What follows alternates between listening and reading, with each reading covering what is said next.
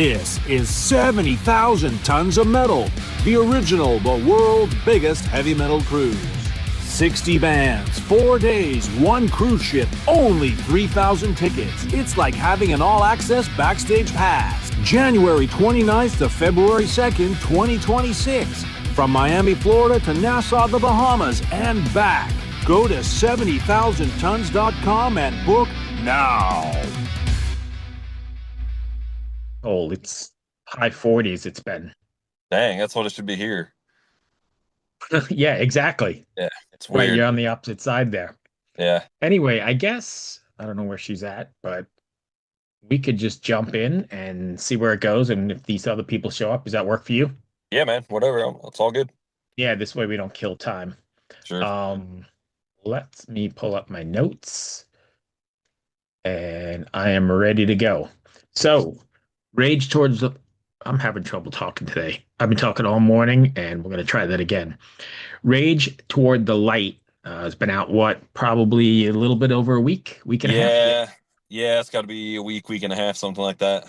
Now that it's out, what's been the response to it so far? And are you guys satisfied with the outcome?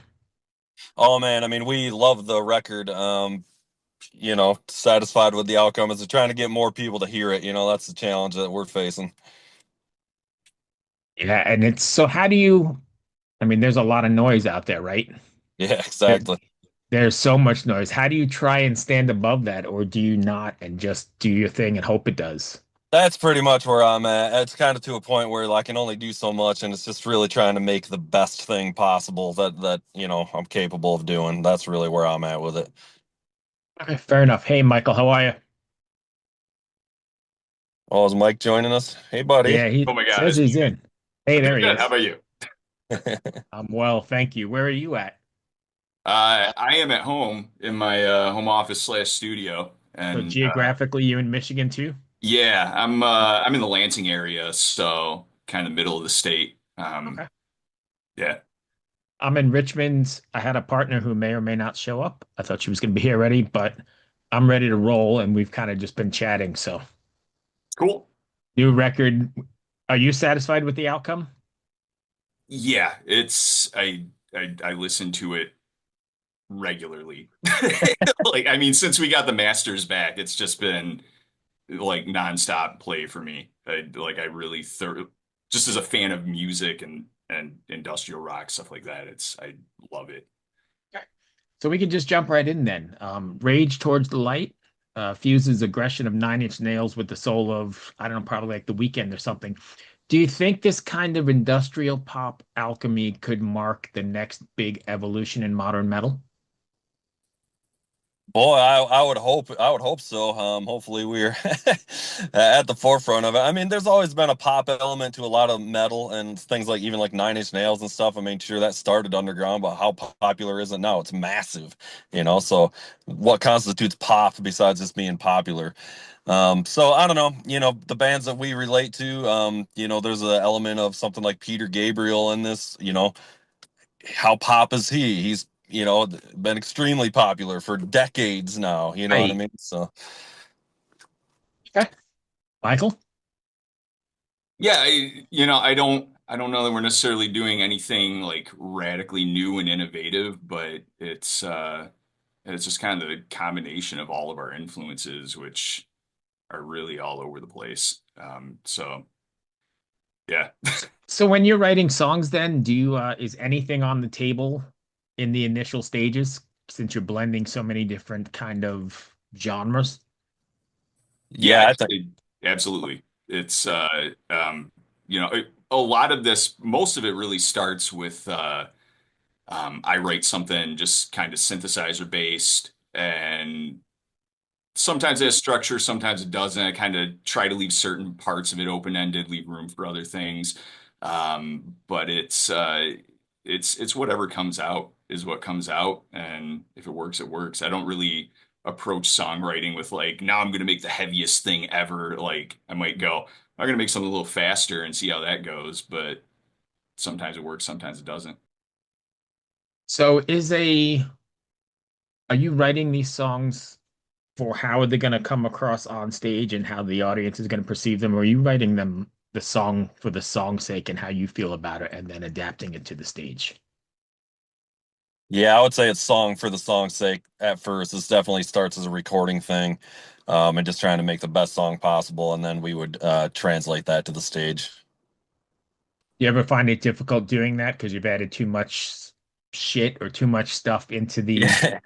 Yes and no, that's absolutely the case, but we are using a lot of tracks and stuff, whatever we call backing tracks or whatever when we do live stuff. So in that's the case, it's not that hard because it's just being played in that way. So all these layers of synths and stuff, like whatever Mike can't handle is pretty much probably just gonna be there. It's just kind of like the track, to the click track kind of thing. So yes, we would have to have a massive band to be able to do this stuff live and actually cover every single part. But that's not the reality, so we're just covering what we can, and then the rest will just kind of be there and the kind of backing track, which is the biggest bands in the world, Nine Inch Nails, is still doing that. You know what I mean? Not Oh yeah. everything's being covered, so that's just the reality of it. Yeah. So these songs, at least listening to it myself, first time through because I wasn't familiar with you guys, these songs are sort of dark and sort of offer some sort of light at the end of the tunnel or whatever. But does Rage Towards the Light feel like a rebellion against darkness or a celebration of finding beauty in chaos?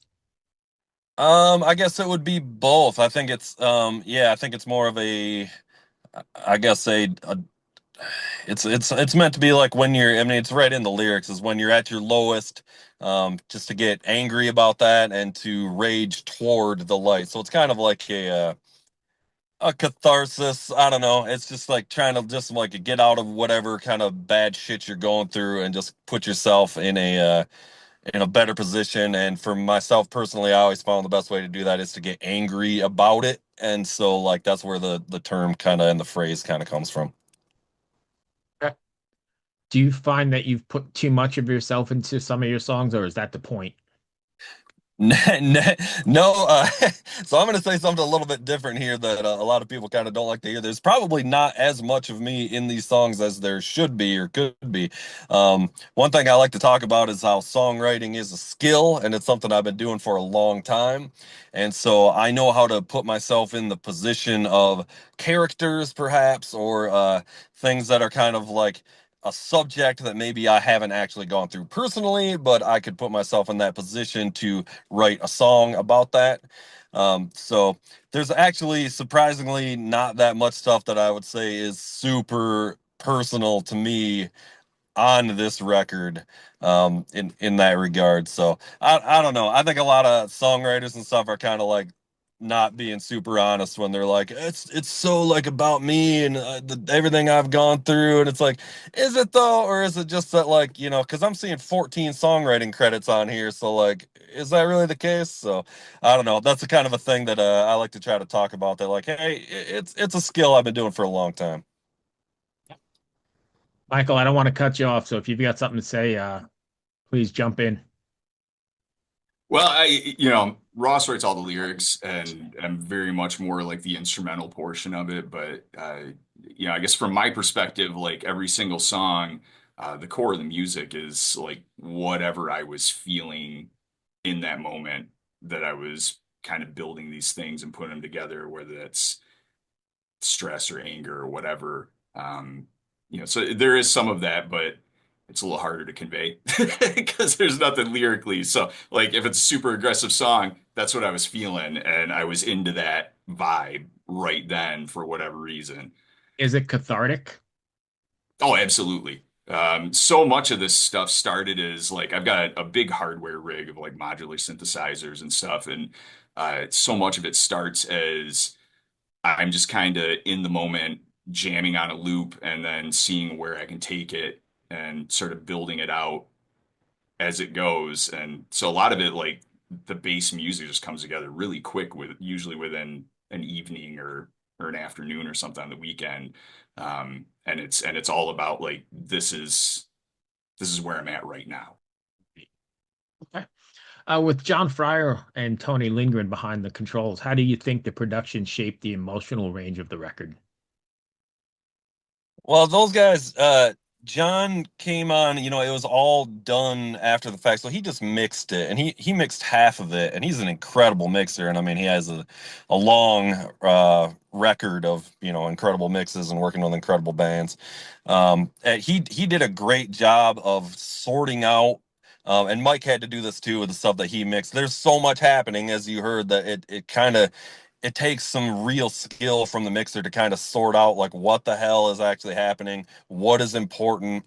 I was always impressed with John's mixes. They would come back and they would be, the song's still the same song, but it's like there's things that he would pull up that we didn't have pulled up in our mixes and our rough mixes and stuff. So he'd always like cue on to these other things that was always really interesting to me and be like, oh, that's different than what we were doing. And so I think it's so important to have fresh ears do that. And that's why when we can, like to have somebody else. And then Tony at Fascination Street, those guys have an incredible history of working with so many of the best metal bands on the planet. They've even worked with they've mastered shit for Billie Eilish and shit too. They're all over the place, but they're a huge metal place, Right. But you know, they're like my favorite production studio in the world. I just love the sounds that they pull out of there in the metal world. It's a lot of prog metal and death metal and stuff they do over there, but just phenomenal, phenomenal people over there. And I've always been so impressed with their mastering. I've been using their mastering for years now, 20 freaking years or something like that, because it's just like I've used a lot of other mastering people and there's just something that they do there that it's just got the sound to it that I just love. So whenever I can and whenever there's money enough to do it, I try to hit them up first.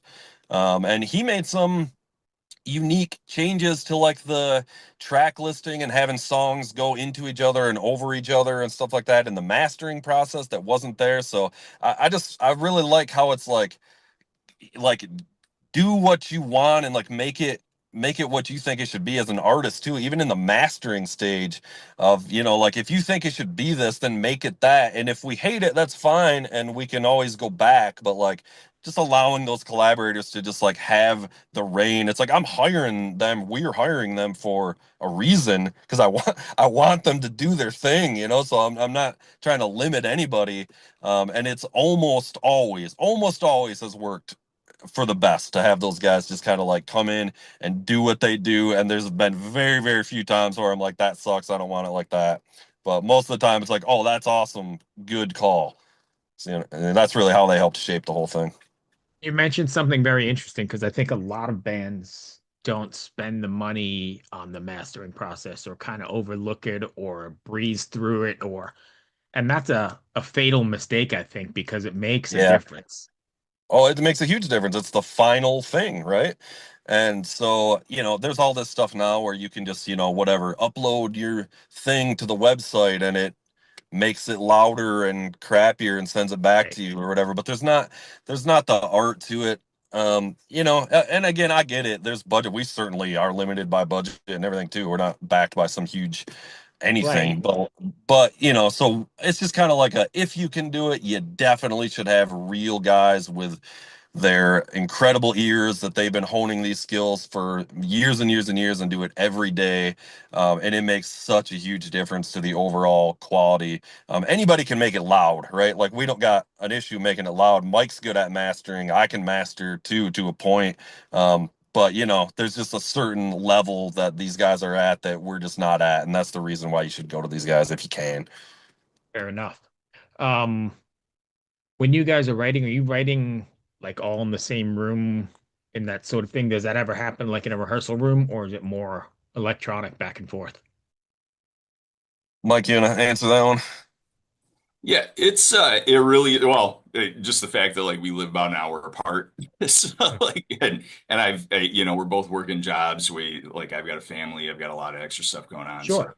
driving back and forth doesn't always work out. It's hard to line up sometimes, but um so it really is very much like I get some ideas together, I get all of the stems together, I upload them to Google Drive.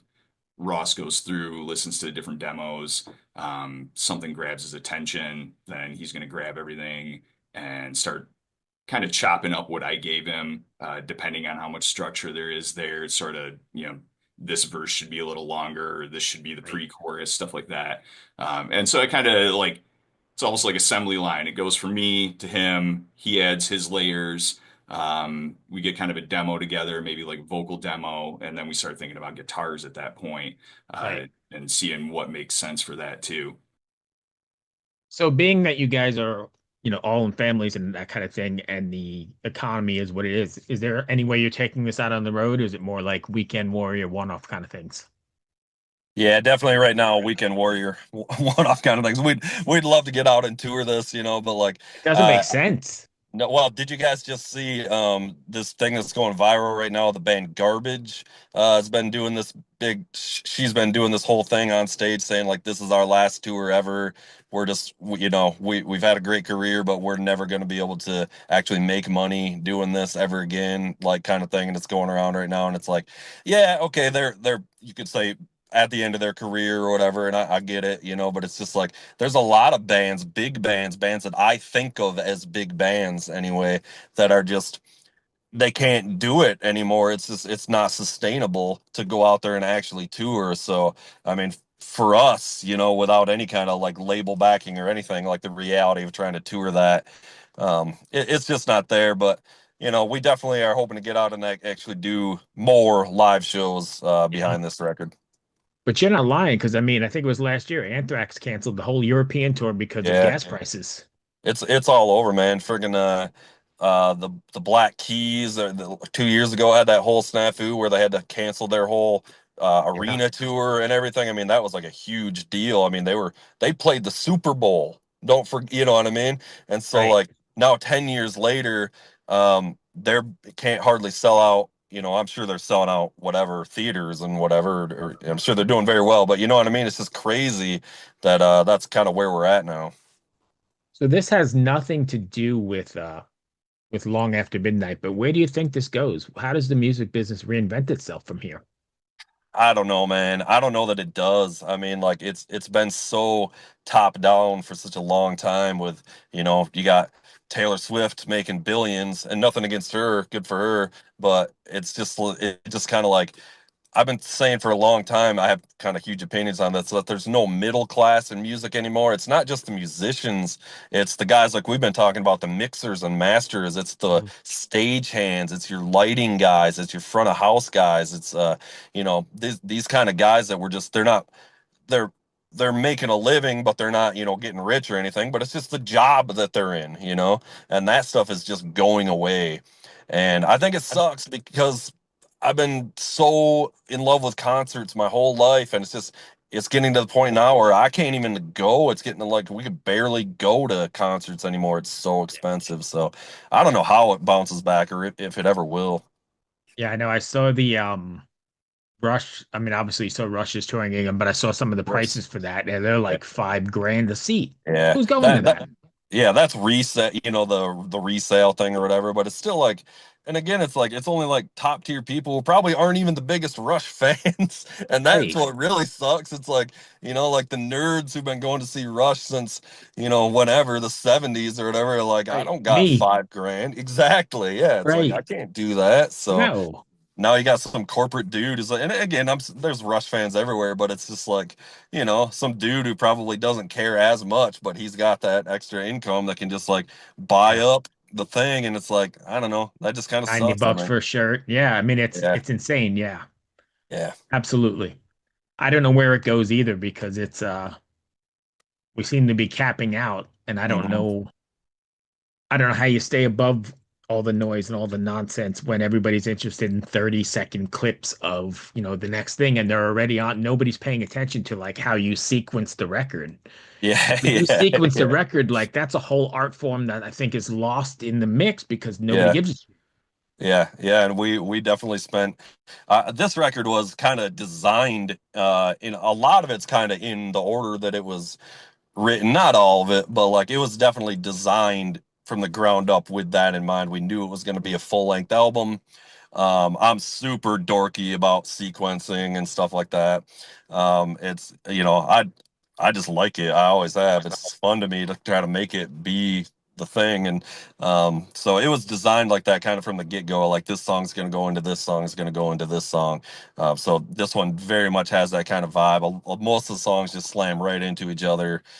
So it was definitely thought about from the get-go with that. Oh, so you wrote them that way. A So lot of them. sequencing wasn't that hard then. Yeah, correct. So a lot of them, especially like the first half of the record, they were kind of like some blocks. There were a few of them that got moved around, but it was like we did this one, and then it was like it just kind of moved on, and I was like, well, if it's going to come out of that one, it should just start like this or whatever. So there was kind of Right. like that from the beginning, that initial thought like that. And again, some stuff changed, and it wasn't all like that, but Sure. yeah, I definitely kind of was like thinking about that a little bit, like as we were putting it together. It was fun. My partner Bella's here, so I'm going to introduce her in a second. But sticking with that thread for 1 second, are you running out to the car like making cassette tapes or CDs and listening to them and see how it flows? Yeah, sometimes I mean it's not even CDs anymore. It's just like a iTunes playlist or Oh whatever. yeah, I But yeah, guess right. yeah. It's I'm sitting here in my car right now. It doesn't even have a CD player anymore. Which is that's a whole other thing that get me started on. But uh, yeah, absolutely, man. When we were putting stuff together and demos and stuff, yeah, it all goes on a playlist or in the Google Drive, or and I'll shift stuff around. I'm sure Mike's doing the same thing on his end, and we definitely had conversations about where this one should go, and like I have a thing about like like there's certain songs that are kind of the short rocker kind of songs, and those kind of need to be spread out, throughout the album, and trying to create that ebb and flow. So that's something that's always on my mind. To me, that's just such a part of the fun of doing it. I agree. Bella, welcome. Hi, I am so sorry I'm late. I'm calling from California and I had the time zones wrong. You're I thought totally it fine. started an hour later. We're midway, but feel free to jump in and join us. That's Ross and Michael. Hey, what's up? Yeah. So I was actually just listening to some of your guys' music. I really like what you got going. So I do want to ask, what like just for as long as you guys have been long after midnight, what is your proudest moment as a band? For me, it's releasing this record for sure. I think it's by far the best thing that we've done together. So completing this and putting it out for me. How Yeah, long of no, a it's the process? same. Sorry. Go ahead, Michael. Oh, sorry.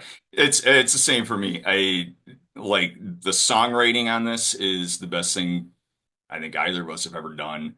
And just the mix work that for the songs that I mixed on this it's the best kind of that work that I've done at this point. I've been doing music for God over 20 years. So like I'm super proud of every aspect of it from end to end.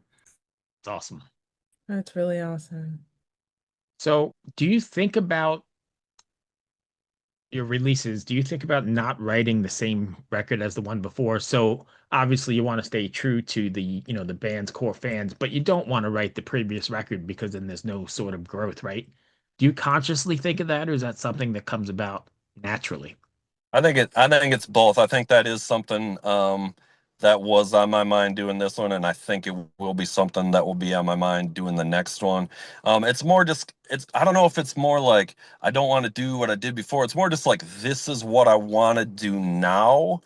And so just kind of like doing that, and that could kind of be whatever, but definitely not trying to repeat yourself is always a challenge. And like I say, I've written a lot of songs, so like even just lyrically, it's like it's difficult to not repeat yourself lyrically, even from something you maybe did 10 years ago. So it's hard to be like you have to find fresh ways to challenge yourself as a songwriter, to be like, oh, that's something new. One of the ways that I do that that we did on this and we've done before is Mike a lot of the time will title the songs the working song or whatever he sends me, and a lot of the time they're really good titles, and so I can use those as a springboard for lyrics to give me an idea, so I don't have to like come up with something wholesale. It's like, okay, well, that's an interesting, so I'm trying to like use what he's given me and then give that back to him, as like the idea actually came from him, even though it's just kind of like a lot of it, it's just kind of could be nonsense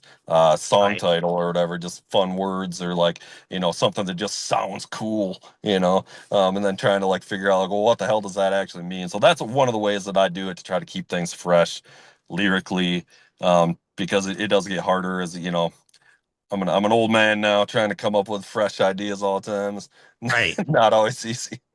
No, I get that. And you don't want to, you got to stay true to the band sound as well Yeah, it'll in always some be sort some of sort of framework. Yeah. yeah, it'll always be within that industrial metal kind of thing for sure.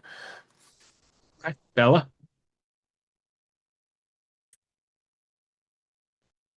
I don't know where she's at, but I so, I'm on oh, mute. My bad. there you go.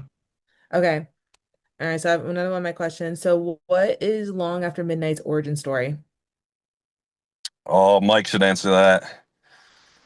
Yeah. So like going back to like 2015, honestly, it goes back to in 2015, I was in a really weird place in my life and I went and saw Skinny Puppy for the first time ever. I've been a fan for a long time. And like prior to that, like I'd had my second kid, I sold all my music equipment. I'm like, well, I guess I'm just a dad now and I don't do any music. Then I saw Skinny Puppy and I'm like, it was a come to Jesus moment. Like it was, Paul on the road to Damascus. I'm like, holy shit, what am I doing? Why, like, this is what I love, and I know how to like make music like this. And so that led into, the spiral of getting back into music production, getting gear. And so eventually, like after doing a whole album of just me trying to make an industrial metal album and then trying to figure out I want to play this live. And then I realized I don't want to be the singer. And I just kind of want to be the guy behind my thing. And so it was this long search of trying to find a guitar player, trying to find a singer. And eventually I encountered Ross through an old bandmate of mine. And he liked what I was doing. And I was looking for a singer. I had a guy for guitar. And so we just started working on a song together. And, this search starts in like 2016, middle of 2016, and then we finally start working on it for song 2019. So it it takes a while to find people. Oh yeah. Oh And yeah. So but what's we next for put you? our Go first ahead. song together. Oh, sorry, we put our first Nope. song together, and that it went really well. It's a track called Brave New World that's on our first EP, and so we wrote a couple more, released it, and then just kept on going. Awesome. Thank you so much. Bruce, do you have another question? You want me to go in with another question? If you want to go, we got like 6 minutes left, so you can go with the next one if you want. All right. So this is for both of you. What was the first instrument you learned how to play? I started on guitar in the fifth grade and then drums shortly thereafter in the like school band program, like sixth grade or whatever. So, but technically, I started first on guitar. Nice. Nice. And Yeah, I got my first guitar when I was 14. I think my dad bought me a Fender Squire or whatever. And it was one of those things where like there's always more that I wanted to do that I couldn't do with just a guitar. And then I finally like found electronic music software. And this is like, 98, 99 on an old crappy computer. And so like struggling through that. But once I found like Fruity Loops and playing with samples and synthesizer stuff, and I was like, this is it. I can do almost everything and it's fun. So Yeah, never leave the studio. yeah, absolutely. oh yeah. The No, goal. that's one of my favorite parts of music production. It's like, wait, I don't have to outsource every single thing. This is awesome. Yeah, I mean, Okay. if I could show myself at, 17, 18 years old, like struggling with some of that crappy software, what I've got now, like it's So unreal where it's at. I'm really old school. I worked in the recording studios in Manhattan for a long time, and I remember having to use the SBX to try and sync the SMPTE code off the 2-inch tape to get Oh, like wow. the 224 Yeah. analog machines to sync, and it was a nightmare. I never had to do that. That tape was just phasing out when I was getting into it, and I was on an early rig of Pro Tools. So yeah, I never had the pleasure of using tape. I would like to you know. Yeah. That, you know, it's cool, but like so many producers and everything say, it's like, yeah, you say that and it's fun to talk about, but like you also don't understand how big of a pain in the fucking ass it was back in the day to do all this stuff. So we're It was a spoiled now for pain. sure. And But I was tape talking to sounds so somebody just good. recently, and they said they can't even afford it, even if they wanted to. It's so hard to get like a roll of Yep. 456 2-inch or something. Yep, it's gone away. My favorite band, Tool, very famously drove around LA buying up a bunch of the tape reels like 10 years ago or something so they would have more to track their drums and guitars on in the future because it's becoming basically impossible to find. Which is like that's kind of a dick move on their part, but like it's also kind of funny. Yeah, I I get it, I guess. I don't know. Yeah, You gotta do yeah, what you gotta do. yeah. Anyway, we are running way up on time. Did I miss anything you want to cover? Let's see. And then I think you guys did cover this just previously as we've been talking, but which bands would you say inspires your music? This for me, we both came together on a band called Stabbing Westward, which you guys may or may not know. They had a bunch of hits in Hell the late yeah. '90s. We love those guys, and that was I loved those guys back then, and so does Mike. Actually, one of the guys actually has done a remix for our remix album coming out here too. So from Stabbing Westward, so that'll be cool. Nine Inch Nails, of course. Peter Gabriel is a big one. And you know, I'm always influenced by all things Maynard James Keenan, especially vocally. So, that would be probably the primary stuff coming from me on this particular project. What about Yeah, it's God a lot of Lives the same for me. Underwater? It's did you say what was that? God Lives Underwater? Oh God, I love that album. Their first album back in the Oh day. my That was God. so Yeah. good. That's Sorry, I interrupted you, but that's what I was thinking too, because I love that record. Yeah. I celebrate all of the 90s industrial rock very thoroughly. But you know, it's Stabbing Westward, Nine Inch Nails. I've had a lot of influence in sound design from a guy called Author and Punisher that just does like really, really heavy like electronic doom music.